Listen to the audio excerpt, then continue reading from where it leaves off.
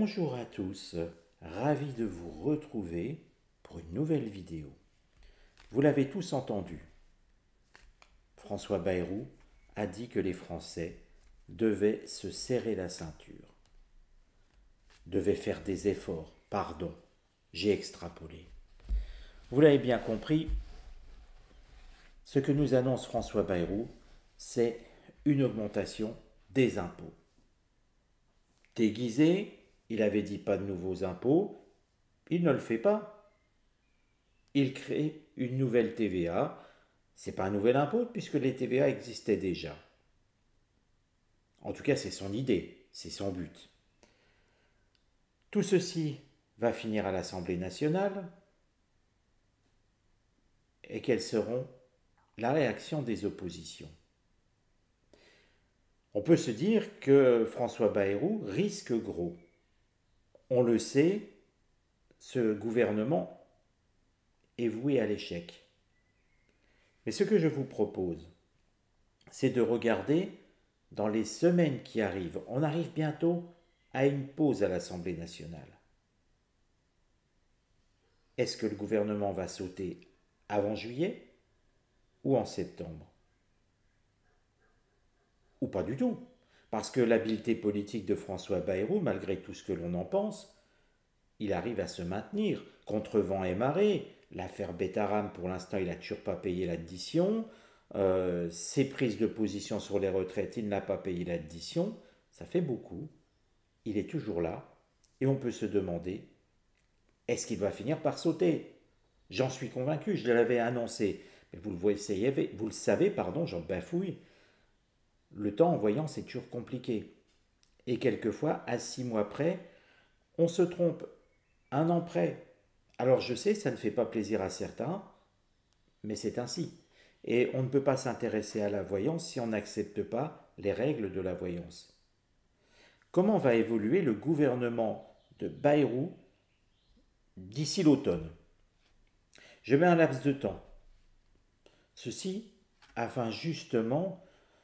Alors d'ici l'automne c'est dans ma tête en septembre, vous voyez. Donc qu'on soit bien d'accord, c'est l'idée de se dire, allez, ce gouvernement, pour combien de temps a-t-il encore à vivre? S'il peut rester, pourrait-il se maintenir jusqu'en 2027? En tout cas, là, on se fixe un temps jusqu'à l'automne. Et ça commence déjà par une carte martienne. Mars, c'est l'agressivité, vous le savez maintenant. Le septénaire de Mars, c'est beaucoup d'agressivité, c'est des pourparlers, on sent des tensions, mais avec pourparlers, on sent François Bayrou aussi à la manœuvre pour essayer de se maintenir, pour essayer de trouver peut-être des compromis illusoires afin de tenir encore quelques semaines, quelques mois. On a l'impression de cet amant qui essaye de toujours dire à sa maîtresse « Garde-moi encore un peu, je vais m'améliorer ». Vous voyez, on a l'impression d'une vieille chanson des années 70 ou 80. François Bayrou est un maître chanteur extraordinaire, ou plutôt un manipulateur extraordinaire. Il promet sans jamais rien tenir. C'est ce que l'on a vu. Il a enfumé le Parti socialiste pour ne pas voter la censure avec le RN et LFI. Il est arrivé à se maintenir. Et François Bayrou, eh bien, va rejouer la même chose, mais les tensions seront beaucoup plus vives.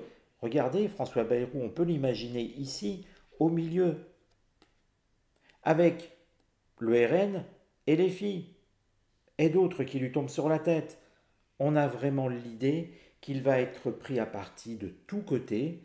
Ça sent pas bon pour lui, mais attention, n'oublions pas que c'est un fin manipulateur. Il ne faut jamais mésestimer les gens avec qui on n'est pas d'accord, parce que c'est le meilleur moyen de se faire piéger. Ne tombons pas dans le piège François Bayrou, c'est un fin manipulateur, il faut lui reconnaître ceci. Pour autant, il va être pris à partie de tous les côtés. Et je pense que l'accumulation de Betaram, des retraites, de cette petite phrase sur les budgets, les nouveaux impôts, etc., va commencer à peser sérieusement sur le personnage. ce qui va aller contre son avenir. Alors, vous voyez, là, on va avoir ce qui va aller contre. On ne peut pas dire que le départ soit extraordinairement en sa faveur. Et ce qui va aller contre, on retrouve la carte Union et une carte vénusienne. Dans cette carte Union, j'y vois cette affaire Betaram. Non pas qu'il y soit mêlé directement, il n'a profité de personne dans l'affaire Betaram, mais elle reste présente dans les mémoires. Pourquoi je dis cela? Nous avons une carte vénusienne. Est-ce qu'il aime quelqu'un au gouvernement? Lui-même déjà. Donc c'est tout. Mais par contre, il y a sa fille qui a fait un témoignage. Ceci reste ancré dans toutes les mémoires, même dans les autres politiques. Bien sûr, il n'est pas tombé pour l'affaire Betaram. Pas encore. Mais vous voyez que les vieilles rancunes ont la dent dure et que son histoire de budget, d'impôts et tout ça, oui, ça sera un facteur qui va aller, bien sûr, ici contre lui, mais aussi l'affaire Betaram, et donc le fruit de son union, je vous montre la carte, le fruit de son union, donc sa fille, eh bien, c'est les déclarations de sa fille que personne n'a oubliées à l'Assemblée nationale et qui vont le faire tomber. Ou plutôt, j'extrapole un peu, ce n'est pas que ça va le faire tomber, mais c'est surtout que ça va aller contre lui. Pourquoi j'ai utilisé ça va le faire tomber? Parce que quand on a ça ici, cela ici, je ne serais pas surpris de trouver des cartes lunaires ou martiennes ici, ou inversement. Tout va dans le sens où ça ne va pas aller très fort pour François Bayrou. Regardons le conseil à lui donner. Conseil de bon sens, puisque en imposant à nouveau les Français, en augmentant les impôts, nous avons la carte, nous avons tout ce qui conduit à des problèmes. L'oracle, dans sa grande sagesse, lui conseille surtout ne touche plus à rien.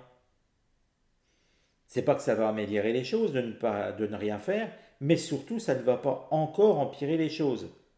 Vous voyez que l'oracle est toujours plein de bon sens. Il lui conseille de ne toucher à rien, en tout cas de ne toucher à rien jusqu'en 2027, jusqu'au bout, afin d'espérer se maintenir. Ce qui montre bien que si François Bayrou ne fait plus rien jusqu'en 2027, qu'il expédie les affaires courantes, nous pourrions très bien le garder. C'est paradoxal, hein? En fait, un roi fainéant se maintiendrait très bien à son poste de Premier ministre, pour peu qu'il ne touche à rien. Seulement, vous le savez comme moi, c'est pas ce qui va se passer. Il va forcément être obligé de toucher à quelque chose. Mais vous voyez, moi, cette carte, pour moi, elle est intéressante. Et cela dans le sens où finalement, eh bien, s'il ne poussait pas le bouchon à vouloir redresser les comptes publics à coup de nouvelles impositions, il pourrait se maintenir. Cela sous-entend des choses aussi intéressantes. S'il touchait à l'appareil de l'État, à virer quelques comités qui ne servent à rien, même si ce n'est pas des grosses choses, eh bien il pourrait se maintenir. Le fait de dire je ferai des diminutions du train de vie de l'État l'aiderait à se maintenir, même si elles sont illusoires. Tout est paradoxal. Regardons l'ambiance. Bon, l'ambiance, c'est les discussions sur l'argent. Les discussions, parce que nous sommes sur Mercure, le septénaire de Mercure, ce sont les discussions, les contrats, tout ce qui va être communication à propos de l'argent de la corne d'abondance. Disons clairement, cette histoire de les Français vont devoir faire des efforts va lui coûter son poste. Il n'y a pas d'autre chose à dire. Et puis tout ce qui sera autour de l'argent, autour du budget, du prochain budget, tout ce qui sera discussion à faire voter une nouvelle TVA, une augmentation de TVA, une modification de TVA ou une modification d'impôt, bref, tout ce qui va aller modifier les recettes de l'État au lieu de modifier les dépenses, tout ceci va créer les ressentiments sur Betaram, va créer des moments houleux. Et voyons si j'avais raison ou tort. Nous avons du lunaire, nous avons le départ. La carte départ montre que les oiseaux n'ont plus rien à bouffer sur cette île et ils s'en vont en piller une autre. Alors, ça c'est l'interprétation de la carte de l'oracle de Béline. Qu'est-ce que ça veut dire concrètement? Eh bien, François Bayrou va partir aller piller d'autres caisses que celles de l'État. C'est un petit peu dur de le dire ainsi, mais c'est quand même ce qui va se passer.